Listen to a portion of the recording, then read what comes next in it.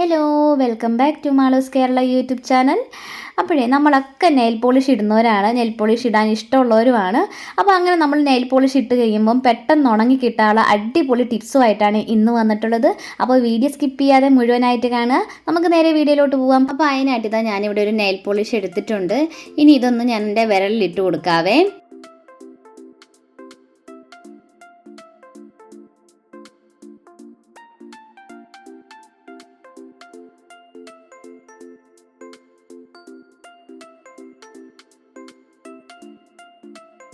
അപ്പോൾ ഞാൻ എൻ്റെ വിരലുമേൽ ക്യൂടെക്സ് ഇട്ട് കൊടുത്തിട്ടുണ്ടായിരുന്നു. ഇനി നമുക്ക് വേണ്ടത് ഇതേപോലത്തെ ഐസ് വാട്ടറാണ് കേട്ടോ.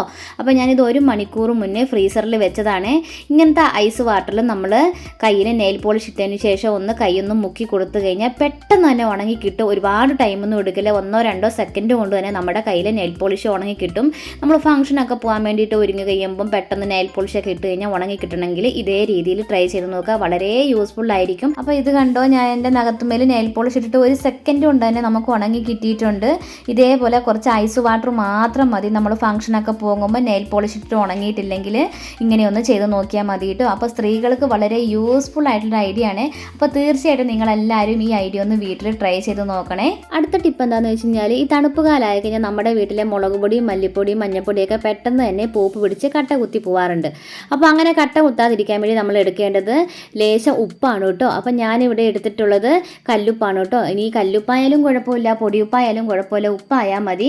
അപ്പോൾ നമ്മൾ ഇതേപോലെ ലേശം ഉപ്പ് എടുത്തിട്ട് നമ്മുടെ മഞ്ഞൾപ്പൊടിയിലും മുളക് പൊടിയിലും മല്ലിപ്പൊടിയിലൊക്കെ ലേശിച്ച് ഇട്ട് കൊടുക്കുക. എന്നിട്ട് ഇട്ട് കൊടുത്തതിന് ശേഷം ജസ്റ്റ് നമ്മളൊന്ന് ഷേക്ക് ചെയ്ത് കൊടുക്കണം. ഒന്നിങ്ങനെ കുലുക്കി കൊടുത്താൽ മതി. കാരണം എന്താ വെച്ചാൽ ആ ഉപ്പ് ആ മഞ്ഞൾപ്പൊടിയിലേക്കൊക്കെ ആകാൻ വേണ്ടിയിട്ടാണ് കേട്ടോ നമ്മൾ ഇങ്ങനെ ഒന്ന് ഷേക്ക് ചെയ്ത് കൊടുക്കണം. ഇത് കണ്ടോ, നമ്മൾ ഉപ്പ് ഇട്ടത് തന്നെ കാണാനില്ല. അപ്പോൾ ഒരുപാടൊന്നും ഇടരുത്, ഒരു ലേശം ഇട്ട് കൊടുക്കാൻ പാടുള്ളൂ. ഇനി നമുക്ക് ഇതേപോലെ തന്നെ മല്ലിപ്പൊടിയിലും മുളക് പൊടിയിലൊക്കെ ഇട്ട് കൊടുക്കാം കേട്ടോ. നമ്മൾ ഇതേപോലെ മുളക് പൊടിയിലും മല്ലിപ്പൊടിയിലൊക്കെ ഉപ്പിട്ടിട്ട് എടുത്ത് വെക്കുകയാണെങ്കിൽ എത്ര കൊല്ലം വരെ വേണമെങ്കിലും നമുക്ക് കേടുകൂടാതെ സൂക്ഷിക്കാൻ പറ്റും. പൊതുവേ എല്ലാവർക്കും പറയാനുള്ളൊരു കാരണമാണ് മുളക് പൊടി മല്ലിപ്പൊടി മഞ്ഞൾപ്പൊടിയൊക്കെ പെട്ടെന്ന് തന്നെ കട്ട കുത്തി പൂപ്പ് പിടിച്ച് പോവാന്ന്. ഇങ്ങനെ ഇതേപോലെ കുറച്ച് ഉപ്പിട്ടിട്ട് നമ്മൾ എടുത്ത് വെക്കുകയാണെങ്കിൽ ഒരിക്കലും കേടുവരുമില്ല, പൂപ്പ് പിടിക്കുകയില്ല. നമ്മൾ എത്ര കിലോ മുളക് വേണേലും മല്ലി വേണേലും പൊടിപ്പിച്ച് എടുത്ത് സൂക്ഷിച്ച് വെക്കാൻ പറ്റുന്നതാണ്. അപ്പോൾ തീർച്ചയായിട്ടും നിങ്ങളെല്ലാവരും ഈ ഐഡിയ ഒന്ന് വീട്ടിൽ ട്രൈ ചെയ്ത് നോക്കണേ. വളരെ യൂസ്ഫുൾ ആയിട്ടുള്ള ഐഡിയ ആണ് ഇന്നും പറഞ്ഞു തന്നിട്ടുള്ളത്.